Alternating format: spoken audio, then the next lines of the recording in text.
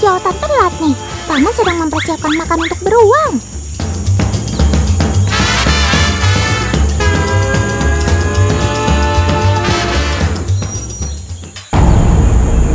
Paman ini sakti sepertinya. Itu kan kandang beruangnya. Kok main masuk-masuk saja sih? Tenang teman, kandangnya satu ini kosong kok. Sudah clear area dari beruang. Cara memberikan makan kepada mereka memang tidak boleh sembarangan. Ada teknik khususnya. Dog food dimasukkan ke dalam tong.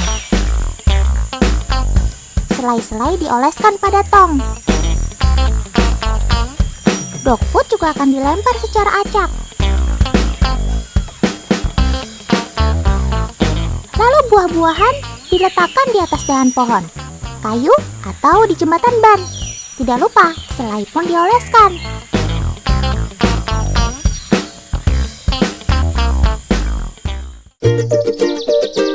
Di tempat rehabilitasi Samboja Lestari inilah Sobat Otan si beruang tinggal untuk sementara waktu.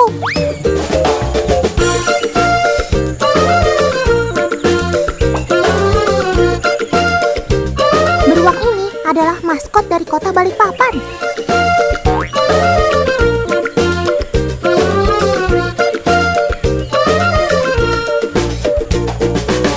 Otan perkenalkan, dia adalah beruang madu.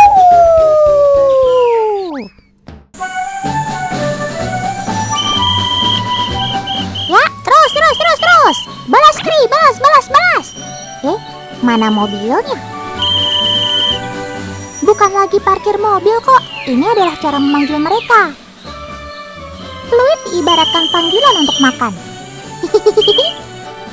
Nah, nanti mereka akan masuk ke jalur yang sudah ditentukan. Tuh lihat, tertib ya mereka antrinya. Di tempat rehabilitasi Samboja Lestari, terdapat 50 beruang madu yang sedang dalam masa perawatan. Nah. Ini dia jadinya kalau ada yang mendekati makanan dari si beruang lapar. Bisa diajak duel sama Sobat Otan ini. Dan gak pandang bulu. Sudah. Sesama beruang jangan berantem. Malu sama teman di rumah. Kan makanannya masih banyak. Habiskan semua sob. Jangan diberi sisa makanannya.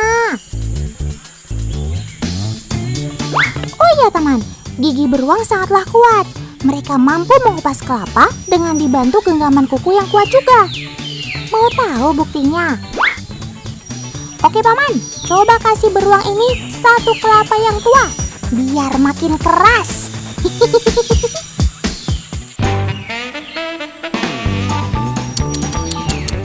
Memang benar, gigi dan kuku kalian sangat kuat.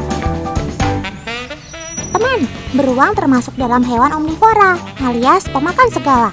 Kelapa menjadi salah satu makanan kesukaan mereka. Ini sih udah jadi santapan sehari-hari.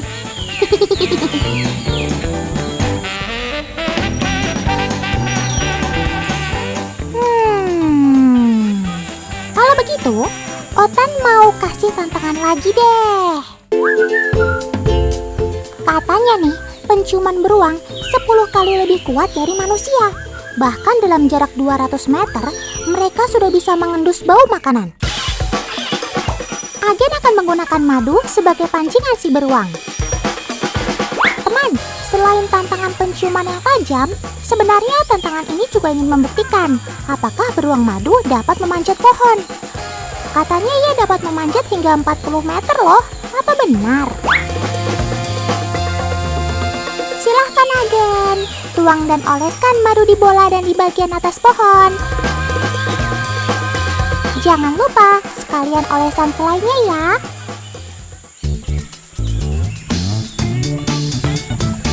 Oke beruang, silahkan dicari sumber makanannya. Otan yakin kamu gagal sekarang.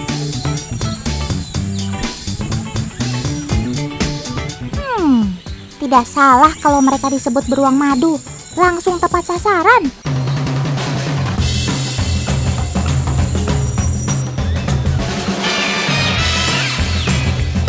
Lihat deh cakar-cakar mereka.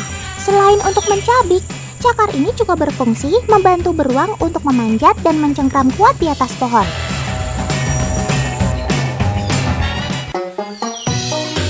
Otan salut sama kamu deh.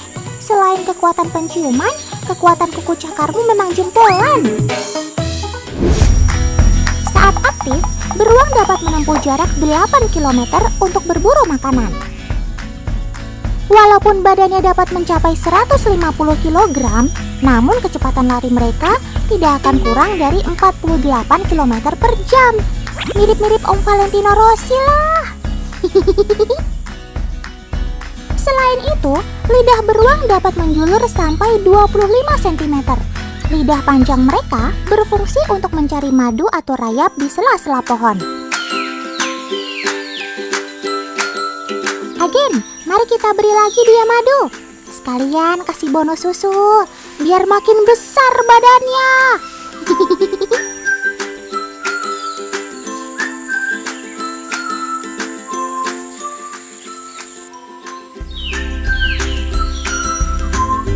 Tempat madu ini kira-kira panjangnya 30 cm.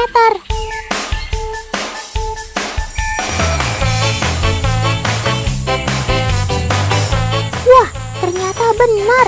Lidahmu panjang juga ya. Oh iya teman, beruang madu adalah satu-satunya beruang yang tidak hibernasi. Karena habitat beruang madu berada di iklim tropis, yang artinya semua makanan selalu tersedia di sini.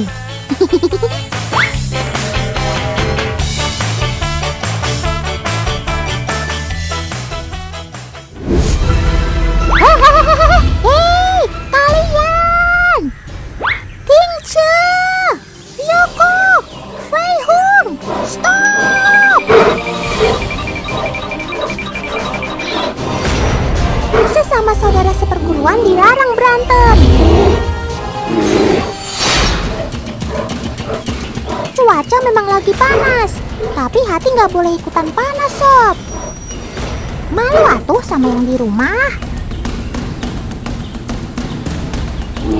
Nah, begitu dong.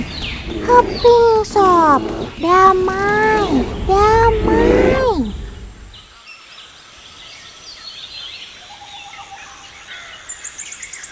Mereka ini adalah beruang hitam Asia, alias Asiatic Black Bear. Apa yang beda? Betul, motif dadanya.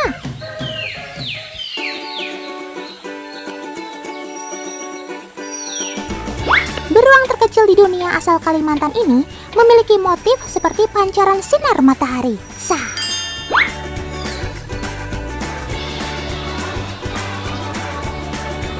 Sedangkan Asian Bear, motif dadanya menyerupai bulan sabit, sehingga dinamakan juga Moon Bear. Tapi kalau hitamnya sih sama.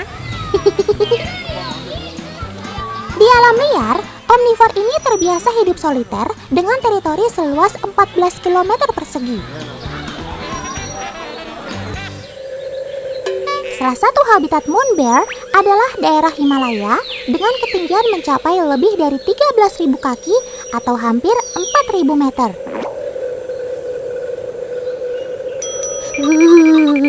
Kebayang deh dinginnya.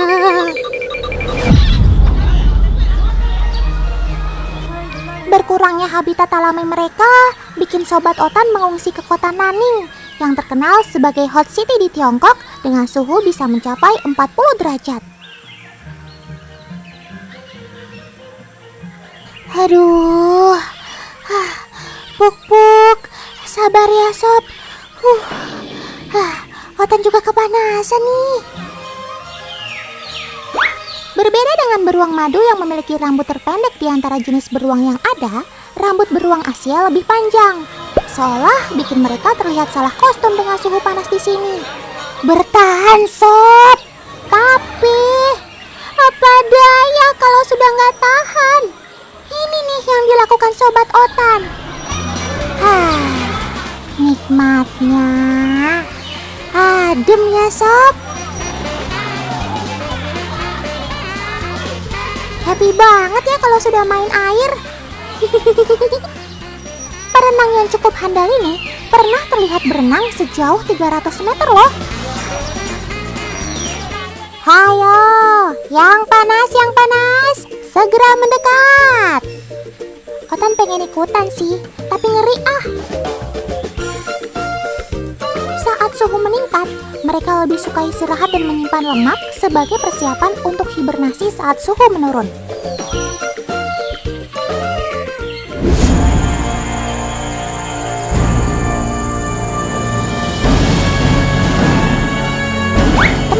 Sobat otasi beruang madu dengan beruang hitam Asia alias moon bear mengalami perbedaan nasib. Jika beruang terkecil di dunia alias beruang madu masih beruntung bisa menjalani konservasi di Samboja Lestari, Kalimantan Timur, untuk kemudian menjalani kehidupan liar di habitat aslinya. Sementara moon bear harus menghabiskan hidupnya di kebun binatang Nanning yang super panas. Jauh berbeda dengan habitat aslinya di pegunungan Himalaya yang dingin. Populasinya mungkin terjaga, tapi hampir pasti hanya untuk mencegahnya dari kepunahan, bukan untuk mengembalikan hak hidupnya di alam liar. Tragis bukan?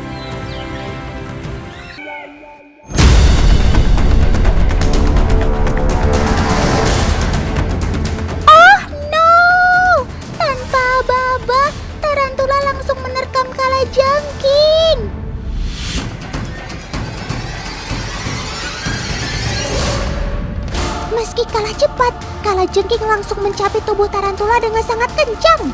Dan lihat apa yang terjadi.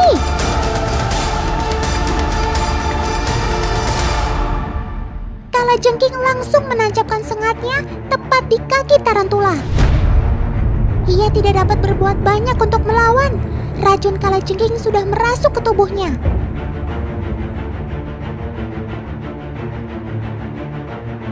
Kalajengking langsung menyantapnya dengan cara menyedot cairan tubuh si tarantula, teman.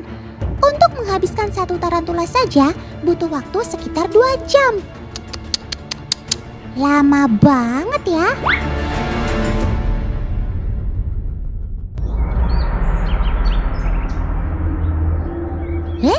Loh? Ada apa, Sob? Sepertinya kamu membaca ada suatu pergerakan. Oh iya, teman-teman di rumah tahu kan sensor tubuh kalajengking ada di bagian mana saja? Yap, dengan bulu pada bagian buntut dan capitnya, ia mampu membaca pergerakan sekitar. Tapi, ada bagian sensor lainnya yang jauh lebih peka lagi loh, teman. Ada yang tahu? Iya, itu dia. Tepat di bagian bawah tubuh, kalajengking juga memiliki sensor. Sensor ini mampu membaca getaran dari pergerakan makhluk lainnya. Ia dapat membedakan apakah getaran semakin mendekat atau menjauh. Bahkan dapat mengetahui apakah getaran itu adalah mangsanya atau predator. Eits! Siapa bilang cuma tarantula yang bisa ditaklukkannya? Hayo, siapa sangka ia berani melawan si ular kobra? Kecil-kecil cabai rawit, nggak ada takut-takutnya. Padahal kobra memiliki bisa yang mematikan.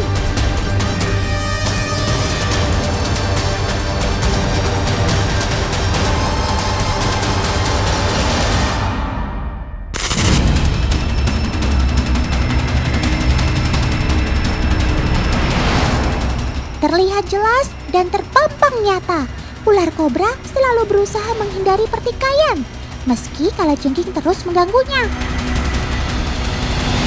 Jangan heran teman, kalajengking memang bukan santapan nikmat buat si ular kobra. Karena tubuh kalajengking kan cukup keras, sangat sulit untuk melumpuhkannya. Ditambah lagi, kalajengking punya capit yang cukup kuat. Gak heran deh kalau ular kobra menghindarinya.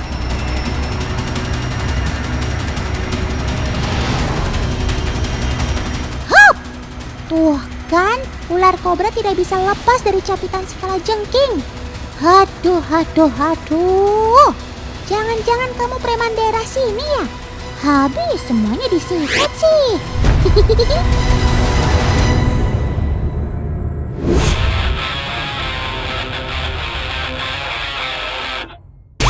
Cerita punya cerita nih, Sobat Totan si Kalajengking. Ada beragam jenisnya loh teman.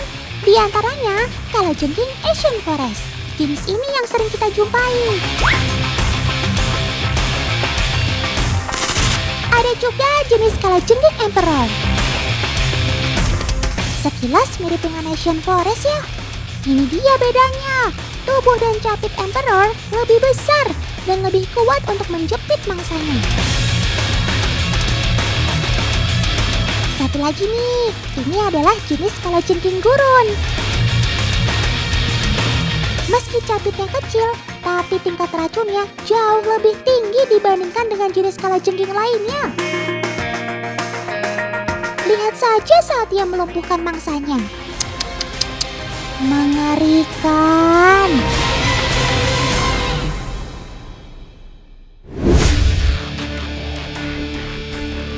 Tapi kalian pasti banyak yang belum tahu sisi unik dari si kalajengking kan?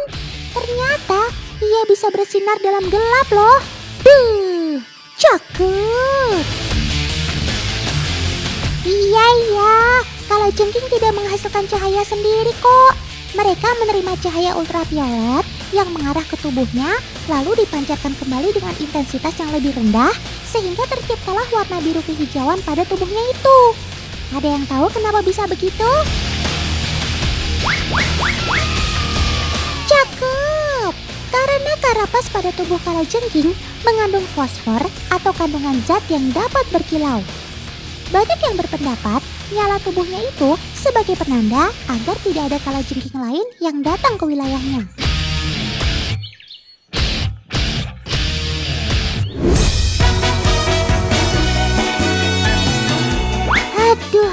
Aduh. Udah cantik, rajin bersih-bersih lagi. Idaman banget deh.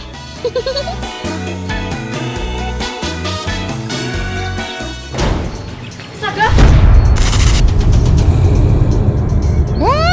Loh. Ada apa, Kak?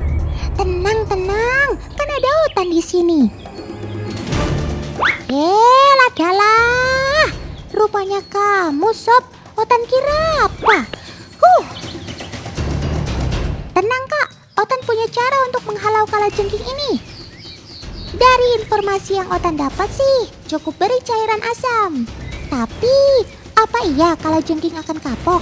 Mari kita buktikan. Nah lo, kamu sudah terkapung dengan cairan asam, Sob. Ayo, kamu gak akan bisa kabur kemana-mana kan?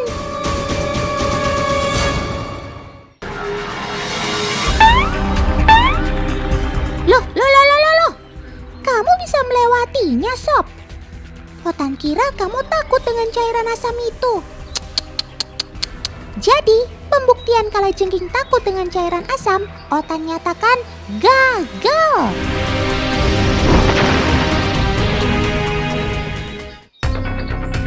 Memang, belum ada cara yang pasti untuk menghalau Sobat Otan si kalajengking ini untuk tidak masuk ke dalam rumah. Tapi, kalian bisa mencegahnya dengan menjaga lingkungan rumah untuk selalu bersih ya teman. Karena si kalajengking biasanya suka tinggal di tempat yang lembab dan kotor. Ih, jangan sampai rumah kita didatangi mereka sih. Serem.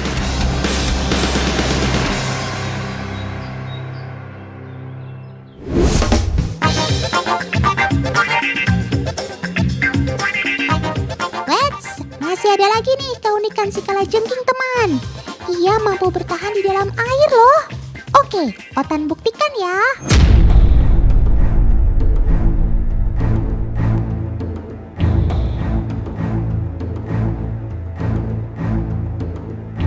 Kalajengking bernafas dengan paru-paru buku, organ pernafasan yang sangat mirip dengan insang. Bahkan di darat dengan metabolismenya yang lambat, membuatnya hanya butuh sekitar 10% oksigen dibanding serangga. Luar biasa. Tapi tetap saja ia tidak akan tahan menetap lama di air. Ia hanya mampu sekitar 10 menit saja. Yap, karena air bukan tempat tinggalnya.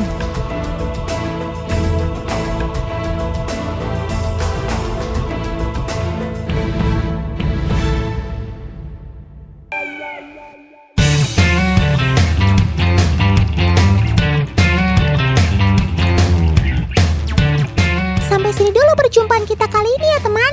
Tetap saksikan Si Otan setiap Senin sampai Jumat pukul 1 siang. Hanya di Trans 7. Sampai jumpa!